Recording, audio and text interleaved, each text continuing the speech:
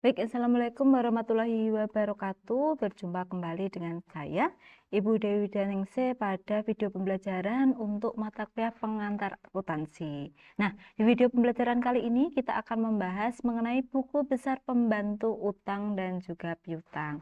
Nah, silakan kalian bisa menyimak dengan baik ya video pembelajaran kali ini.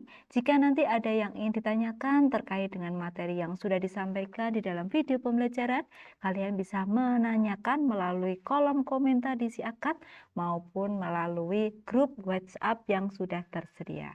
Nah, berikut adalah capaian pembelajaran untuk materi di pertemuan kali ini. Nah, capaian pembelajarannya adalah nanti mahasiswa itu mampu membuat buku besar pembantu utang maupun buku besar pembantu piutang.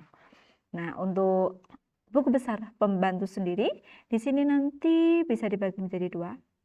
Nah, jadi kalau kita sudah membahas di video pembelajaran ke-6 ya, yang dimana di situ kita sudah membahas mengenai buku besar. Sebenarnya buku besar ini sama saja, hanya saja yang sudah disampaikan di pertemuan ke-6 itu adalah buku besar secara umum. Tetapi memang ada dikhususkan buku besar itu digunakan untuk membantu perusahaan mengelola saldo piutang dan juga utangnya. Ya, sehingga mereka membutuhkan buku besar yang namanya pembantu di sini. Walaupun nanti setelah kita membuat buku besar pembantu di sini nanti akan selanjutnya kita posting lagi ke dalam buku besar khusus untuk utang maupun untuk piutang. Nah, tadi sudah disampaikan buku besar ini adalah buku besar yang nantinya digunakan untuk mencatat setiap transaksi yang terjadi di dalam perusahaan kaitannya dengan pembelian secara kredit maupun penjualan secara kredit. Maka dari itu di sini buku besar ini untuk buku besar pembantu itu dibagi menjadi dua, piutang dan juga pembantu utang. Nah, berikut adalah untuk saldonya. Nah, berikut adalah untuk formatnya. Nah, format untuk buku besar pembantu piutang itu nanti kita beri judul ya. Judul seperti biasa harus tetap ada. Kemudian berikut adalah formatnya. Nah, jadi nanti formatnya itu kita masukkan nama. Jadi kalau kita membuat buku besar pembantu utang dan piutang nanti kita menyebutkan nama supplier dan juga nama pelanggan kita. Nah, sekarang kita bisa lihat di sini nama. Berarti kita menyebutkan nama dari kalau piutang kita melakukan penjualan secara kredit berarti nama konsumen kita, nama pelanggan kita. Kemudian di sini kita masukkan alamat lengkapnya. Kemudian filenya silakan bisa dituliskan inisial nama dari suppliernya. Untuk apa? File ini untuk mempermudah perusahaan saat mengecek, mencari kembali, menemukan kembali file yang berkaitan dengan nama pelanggannya saat ada perubahan ya transaksi penjualan kredit ataupun pelunasan piutang. Nah, kemudian di sini untuk kolom tanggal, keterangan ini sama seperti di dalam buku besar. Jadi tidak berbeda. Yang membedakan hanya di sini ya, nama, alamat dan juga file. Nah, keterangan kemudian ada ref ini nanti digunakan untuk mengambil ya sumber dari mana transaksi penjualan kredit ataupun pelunasan itu terjadi. Bisa dari jurnal umum, bisa dari jurnal khusus ataupun neraca saldo gitu. Kemudian yang kedua adalah untuk yang buku besar pembantu utang. Sama formatnya, hanya saja nanti di sini nama, alamat itu disesuaikan dengan nama dari supplier kita, kemudian alamat supplier kita. Ya, jadi sama formatnya, hanya berbeda untuk pengisian nama dan alamat. Kemudian berikutnya di sini adalah contohnya. Nah, silakan bisa disimak. Nah, di sini diawali dengan perincian piutang. Jadi kita akan membuat contoh, membuat buku besar pembantu piutang. Nah, perincian piutang dagang ini adalah saldo akhir. Ya, saldo akhir ini kita peroleh dari periode sebelumnya. Kalau misalkan di sini kita akan mencatat untuk periode bulan Desember, maka perincian piutang ini adalah saldo awal di bulan Desember. Ya, berarti saldo ini kita peroleh dari saldo akhir bulan November. Jadi rincian saldo akhir bulan November itu tidak bisa diselesaikan oleh beberapa pelanggan kita. oleh beberapa pelanggan perusahaan. Maka saldo akhir bulan November akan dipindahkan ke atau diteruskan ke periode bulan Desember. Ya, untuk mengetahui saldo-saldo ini nanti akankah dibayar oleh pelanggan perusahaan di bulan Desember, sehingga harus ada pencatatannya. Oke, di sini toko anggrek masih ada sisa saldo di bulan November 1.800.000, PD Melati 2.500.000, PD Bougainville 3 juta, Tuan Rafflesia 700. Sekarang kita akan masukkan, kita buatkan satu-satu untuk buku besar pembantu piutangnya. Toko anggrek 1.800.000 ini sebagai neraca saldo. Kita masukkan ke dalam buku besar pembantu piutang. Namanya toko anggrek, nanti alamatnya bisa ditulis lengkap ya. Kemudian filenya saya beri inisial A, karena inisial untuk toko anggrek, ya, A untuk anggrek. Jadi saat nanti kita akan membuka kembali, kita menemukan file untuk toko anggrek, saat toko anggrek itu akan melakukan apa ya istilahnya ya, melakukan pelunasan atau melakukan transaksi lagi, kaitannya dengan penjualan dan juga melunasi piutangnya, maka bisa langsung ditemukan. Nah, maka dari itu kita masukkan dulu. Di sini saldo awalnya kita masukkan di bulan Desember awal, yaitu sumbernya dari NS. NS itu inisial untuk neraca saldo. 1.800.000 ya sebagai posisi debit karena piutang itu saldo normalnya di debit. Kemudian di berikutnya ada transaksi-transaksi. Ini diperoleh dari mana? Transaksi ini diperoleh dari jurnal khusus. Nah, biasanya kalau kaitannya dengan jurnal, dengan buku besar piutang itu kaitannya dengan penjualan, kalau tidak ya penerimaan, ya penjualan kredit ataupun pelunasan piutang. Nah, kita lihat untuk toko anggrek ada tidak transaksi. Tanggal 5 di sini ada transaksi dari jurnal khusus penjualan yaitu sebesar 6 juta. Kita masukkan ya 6 juta piutang dagang debit. Maka kita masukkan di sini. Tanggal 5 Desember, keterangannya piutang, referensinya JPJ. JPJ ini adalah inisial untuk jurnal penjualan. Ya, posisinya tadi di debit, kita taruh posisi saldonya terakhir sekarang 7.800.000 karena ada penambahan 1.800.000 dan 6 juta. Kemudian kita cek lagi ada tidak transaksi yang kaitannya dengan toko anggrek tanggal 31, tetapi sebelum itu kita lihat, kita cek dulu untuk yang zona penerimaan. Ada tidak kaitannya dengan toko anggrek? Ternyata di sini ada tanggal 24. Tanggal 24 itu penerimaan piutang. Ya, penerimaan piutang 6 juta. Posisinya ada di kredit ini ya, di kredit. Kita taruh posisinya di kredit.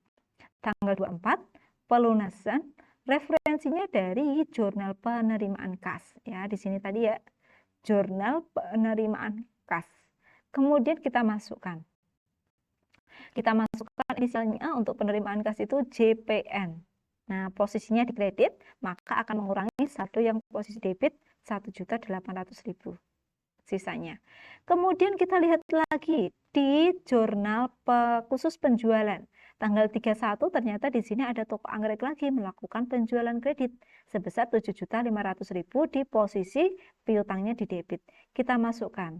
Tanggal 31 piutang inisialnya kita ambil dari jurnal khusus penjualan JPJ 7.500.000. Saldo akhirnya menjadi 9.300.000. Nah, ini saldo akhir piutang yang dimiliki oleh perusahaan yang dimana di situ dilakukan oleh toko anggrek. Kemudian berikutnya di sini adalah PD Melati. Nah, PD Melati di sini memiliki saldo akhir atau saldo awal di bulan Desember itu 2.500.000. Kita masukkan di sini. PD Melati saldo awalnya itu adalah 2.500.000. Kita lihat di zona penjualan dan juga penerimaan kas ada tidak transaksi dengan PD Melati. Penjualan tidak ada. Kemudian penerimaan kas di sini juga tidak ada, berarti sudah tidak ada lagi transaksi kaitannya dengan PD Melati. Maka saldo akhir PD Melati memiliki piutang kepada perusahaan 2.500.000. Berikutnya PD Bougainville, ya totalnya 3 juta. Nah, berarti di sini saldo awalnya adalah 3 juta untuk neraca saldo di PD Bougainville. Nah, di sini kita lihat transaksi kaitannya dengan jurnal khusus penjualan, tidak ada PD Melati. Jurnal khusus penerimaan kas kita lihat di sini tidak ada. Maka karena tidak ada, kita hanya mencatat untuk saldo di bulan Desember sebesar 3 juta. Berarti tidak ada transaksi lagi. Maksudnya seperti itu. Kemudian berikutnya yang terakhir adalah Tuan Rafflesia. Tuan Rafflesia memiliki neraca saldo akhir 700.000. Dimasukkan ya di bulan Desember, ya, referensinya NS. Kemudian kita lihat ada tidak penjualan katanya dengan Tuan Rafflesia. Ternyata ada di tanggal 26. Tetapi sebelum itu kita lihat di zona penerimaan kas dulu. Karena ini tanggal 26, kita lihat dari tanggal-tanggal awal. Ternyata di tanggal 7 ada penerimaan piutang Tuan Rafflesia. Nah, piutang sebesar 700.000 tadi ternyata dilunasi. Posisinya ada di kredit, kita taruh di sini.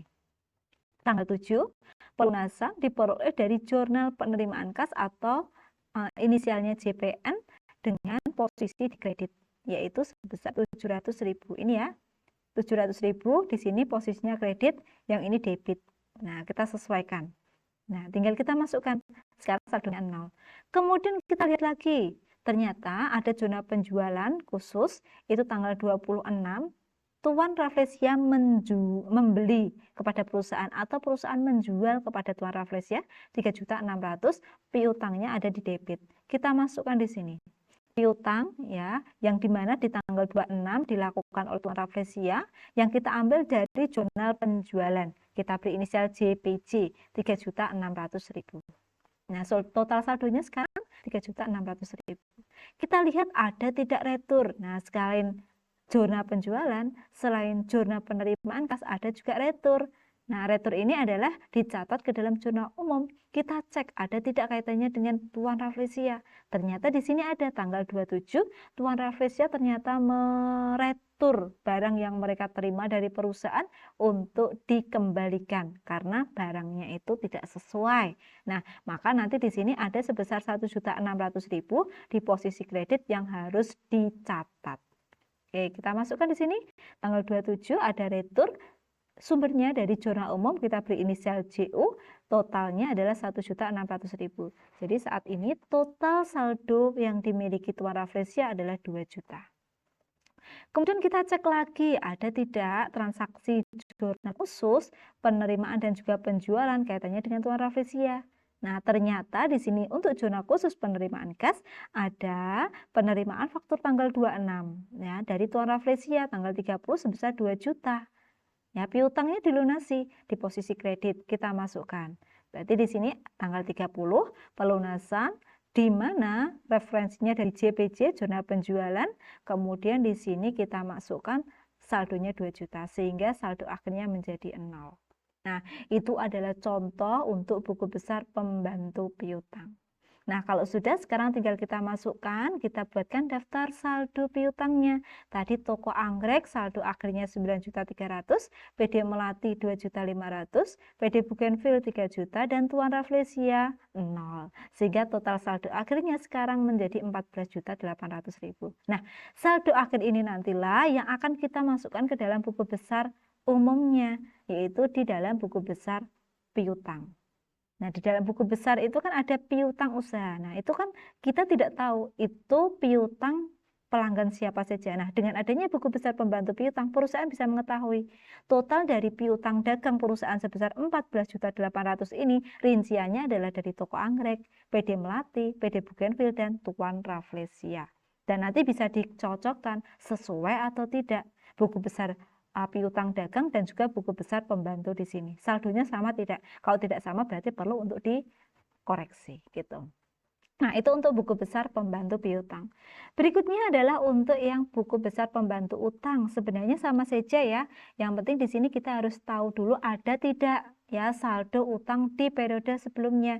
Nah, ini adalah rincian utang dagang di periode sebelumnya yang dimiliki oleh perusahaan, yaitu diperoleh dari bulan November yang akan menjadi saldo awal di bulan Desember karena perusahaan harus mengeluarkan uang untuk membayar rincian ini. Bisa saja dibayar di bulan Desember, bisa saja di periode berikutnya. Nah, ini rinciannya FA Sentosa 750, PT Kusuma 800, dan PT Derajat Jaya 1 juta. Kemudian untuk toko sentral utama, CV Zamani perusahaan tidak memiliki utang sama sekali. Sekarang kita masukkan untuk FA Sentosa. ya, di mana saldo untuk utangnya perusahaan masih memiliki 750.000. Kita masukkan saldo awal sebesar 750.000. Nah, kemudian di sini di bulan Desember ya, perusahaan berarti biasanya kalau utang itu berkaitan dengan pembelian dan pengeluaran. Nah, ternyata di sini perusahaan itu memiliki utang ya, tanggal 3 itu melakukan pembelian. Ya, kita ambil dari zona khusus pembelian. Kita beri inisial JPB. Nah, di sini kita bisa lihat tanggal 3 ya, perusahaan membeli di sini dari FA Sentosa ya. Ini ada keterangannya, nama debiturnya, totalnya 15 juta, utang kredit ya, utang dagang di kredit. Kita masukkan utang dagang 15 juta di kredit, sehingga saldo akhir perusahaan 15.750.000. Nah, kemudian untuk PD Kusuma, perusahaan masih memiliki saldo utang sebesar 800.000, dimasukkan di sini 800.000, kemudian masih ada rinciannya ya, JPB berarti perusahaan melakukan pembelian. Kita lihat ya kaitannya dengan apa ini tadi? PD Kusuma, PD Kusuma. Nah, di sini ya, PD Kusuma itu melakukan pembelian tanggal 20 di zona pembelian, yaitu sebesar 5 juta sebagai utang. Kita masukkan di sini. Sebagai utang 5 juta.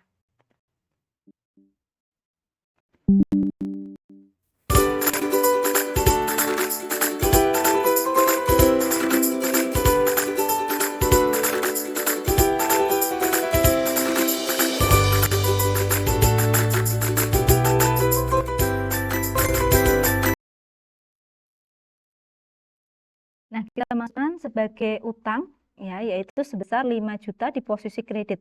Jadi saldo akhirnya sekarang menjadi 5.800.000 ya. Kemudian berikutnya di sini adalah ternyata perusahaan itu memiliki retur. Nah, nanti di sini kita lihat yang ada PD Kusuma itu hanya di tanggal 20. Kemudian kita lihat dari jurnal umumnya di sini, dari jurnal khususnya, ternyata PD Kusuma itu melakukan diberikan retur oleh perusahaan. Jadi perusahaan membeli barang dagangan kepada PD Kusuma, ternyata barangnya itu tidak sesuai. Kemudian perusahaan mengirimkan retur ya, pengembalian. Nah, di sini ternyata ada sebesar 800.000 di debit. Ini ya, utang dagangnya 800.000 di debit. Maka di sini kita masukkan tanggal 21 retur yang diperoleh oleh perusahaan itu dari jurnal umum referensinya sebesar 800.000.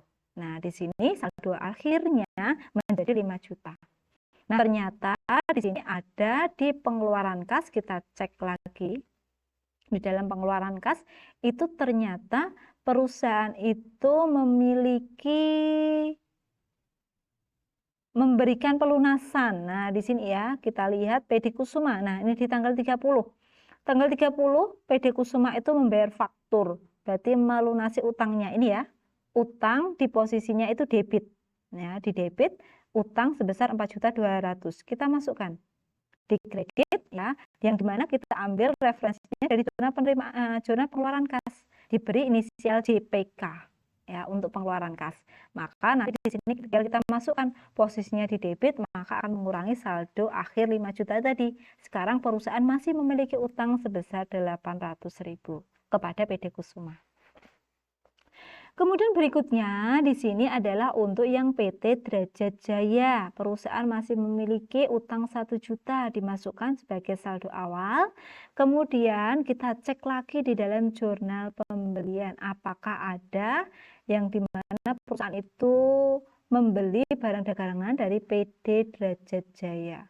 Oke, di sini kita lihat PT Derajat di tanggal 30 perusahaan membeli barang dagangan sebesar 1.500.000 kepada PT Derajat. Berarti di sini kita masukkan tanggal 30 utang dari jurnal pembelian ya oleh PT Derajat Jaya sebesar 1.500.000 sehingga utangnya menjadi bertambah 2.500.000. Kemudian berikutnya untuk yang toko sentral utama. Nah, dari toko sentral utama sama saldonya ini 0 ya. Tetapi memang ada transaksi-transaksi ya dari tanggal 2, tanggal 5, tanggal 9, dan tanggal 18 yang diperoleh dari sini, dari jurnal pembelian, dari jurnal pengeluaran kas, dari jurnal pembelian dan jurnal pengeluaran kas. Nah, ini diperoleh dari sini ya. Ini dari zona pembelian yang kaitannya dengan sentral utama. Ini tanggal 2, 4.800.000. Kemudian utangnya di sini 4.800.000 sebagai utang. Kita masukkan tanggal 2. Kemudian referensinya dari JPB, zona pembelian 4.800.000. Kemudian kita lihat ada pelunasan dari jurnal pengeluaran kas, kita cek. Nah, di sini ya, zona pengeluaran kas yaitu dari toko sentral utama tanggal 5 yaitu sebesar 4.800.000 di posisi debit. Kita masukkan kembali di sini. Ya, tanggal 5 pelunasan diperoleh dari JPK, zona pengeluaran kas 4.800.000. Saldonya menjadi 0. Kemudian tanggal 9 ini sama ya, dari JPB nanti bisa dicek kembali di sini ya, zona pengeluaran kas dan juga jurnal pembelian. Gitu. Nah, saldo akhirnya sekarang menjadi 0. Kemudian yang terakhir adalah untuk CV Zamani. Nah, untuk CV Zamani perusahaan tidak memiliki saldo awal sama sekali untuk utang.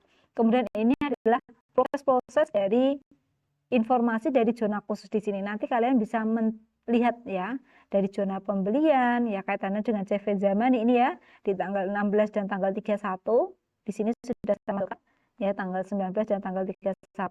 Kemudian juga ada kaitannya dengan retur ya di tanggal 17. Nah, semuanya dimasukkan di sini. Kemudian kita total. Nah, contohnya sama seperti yang sebelumnya. Nah, ini totalnya.